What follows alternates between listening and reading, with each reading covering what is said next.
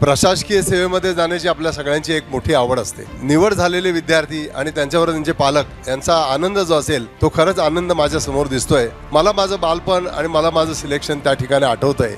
Civil services एक्झामचा जर आपण पार्श्वभूमी बघितली तर 1853 पासून ते 1922 पर्यंत आणि शेवटी आपण येतो ते 21 एप्रिल 1947 रोजी आपल्या पोलादी पुरुष ज्यांची ओळख होती सरदार वल्लभभाई पटेल, ज्या पहिल्या बॅचला त्यांनी सिव्हिल सर्व्हिसेसमध्ये त्यांना मार्गदर्शन केलेलं होतं की आपण ज्या वेळेला बाहेर पडाल तर 4 गोष्टी लक्षात ठेवा. एम्पॅथी, त्यानंतर इफिशियन्सी आणि इम्पार्शालिटी, त्यानंतर करप्शन मध्ये तुम्ही त्यामध्ये इन्व्हॉल्व्ह होऊ नका, अशा 4 गोष्टी सांगितल्या होत्या. आज कोणी सब इन्स्पेक्टर झालं, उद्या DYSP होतील, IPS होतील, IAS होतील.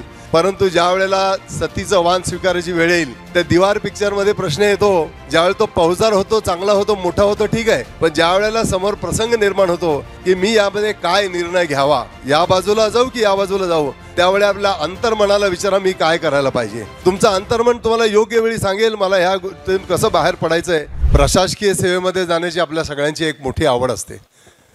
काही मुलांची जिद्द असते प्रशासकीय सेवेत जायचं. आज या ठिकाणी जे निवड झालेले विद्यार्थी आणि त्यांच्यावर त्यांचे पालक यांचा आनंद जो असेल तो खरंच आनंद माझ्या समोर दिसतोय. मला माझं बालपण आणि मला माझं सिलेक्शन त्या ठिकाणी आठवतंय.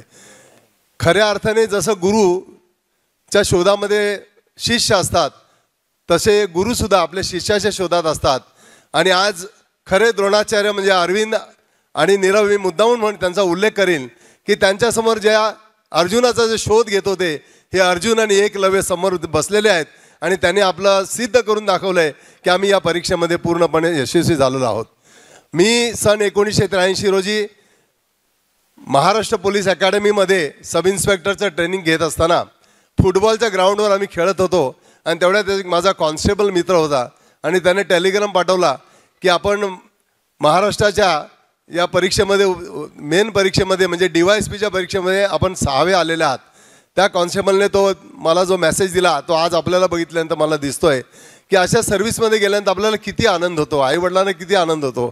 पण हे सगळं पाहत असताना मगाशी मी एका मुलाची इंटरव्ह्यू त्याचं भाषण ऐकलं की मी सब इन्स्पेक्टर म्हणून कसा निवड झालो, मी कसा गरिबीत होतो, मी किती काय काय केलं, मी वडापाव विकत होतो.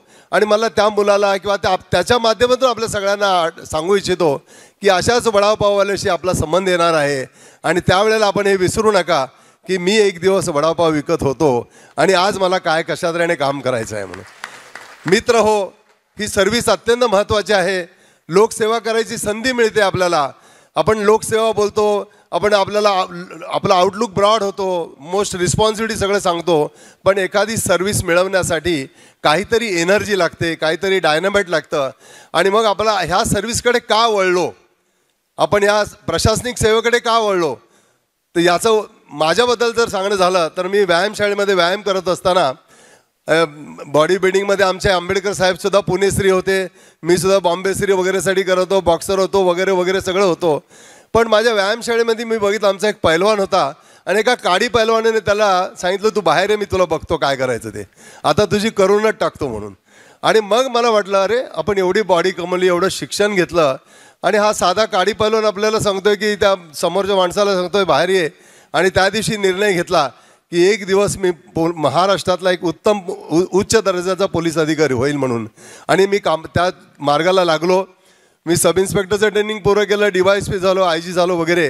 पण माझ्यासमोर एक उद्दिष्ट होतं की जर पोलीस सर्व्हिसमध्ये जर गेलो तर आपण चांगलं काम करू शकतो. मित्र हो, आपल्याला माहीत असेल की तुम्ही सगळ्यांनी या सर्वांचा अभ्यास केलेला आहे की सिव्हिल सर्व्हिसेस एक्झामचा जर आपण पार्श्वभूमी बघितली तर 1853 पासून ते 1922 पर्यंत आणि शेवटी आपण येतो ते 21 एप्रिल 1947 रोजी आपल्या पोलादी पुरुष ज्यांची ओळख होती सरदार वल्लभभाई पटेल यांनी सांगितलं होतं की ज्या पहिल्या बॅचला त्यांनी सिव्हिल सर्व्हिसेसमध्ये त्यांना मार्गदर्शन केलेलं होतं की आपण ज्या वेळेला बाहेर पडाल तर 4 गोष्टी लक्षात ठेवा. एम्पॅथी, त्यानंतर इफिशियन्सी आणि इम्पार्शालिटी आणि त्यानंतर करप्शनमध्ये तुम्ही त्यामध्ये इन्व्हॉल्व्ह होऊ नका, अशा 4 गोष्टी सांगितल्या होत्या. एम्पॅथीबद्दलचं जे उदाहरण दिलं ते मी मगाची वडापावच्या संदर्भात दिलं. इफिशियन्सीच्या बद्दल बोलला. आज तुम्ही अधिकारी झालात, तुम्हाला आज या IT च्या जगामध्ये तुम्हाला बऱ्याच गोष्टीचा वापर करायचा आहे.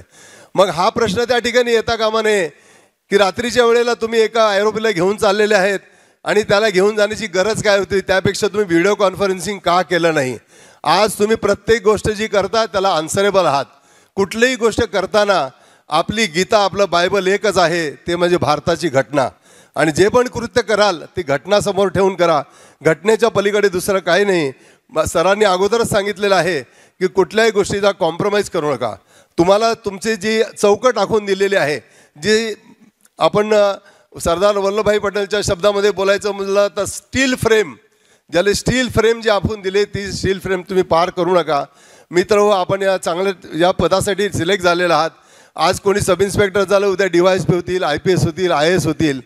परंतु ज्या वेळेला सतीचं वाण स्वीकारायची वेळ येईल, त्या दिवार पिक्चरमध्ये प्रश्न येतो, ज्यावेळेला तो फौजदार होतो, चांगला होतो, मोठा होतो, ठीक आहे, पण ज्या वेळेला समोर प्रसंग निर्माण होतो की मी यामध्ये काय निर्णय घ्यावा, या बाजूला जाऊ की या बाजूला जाऊ, त्यावेळी आपल्या अंतर्मनाला विचारा मी काय करायला पाहिजे. तुमचं अंतर्मन तुम्हाला योग्य वेळी सांगेल मला ह्या गोष्टीतून कसं बाहेर पडायचं आहे. मित्र हो, मला बरंच काही सांगण्यासारखं आहे.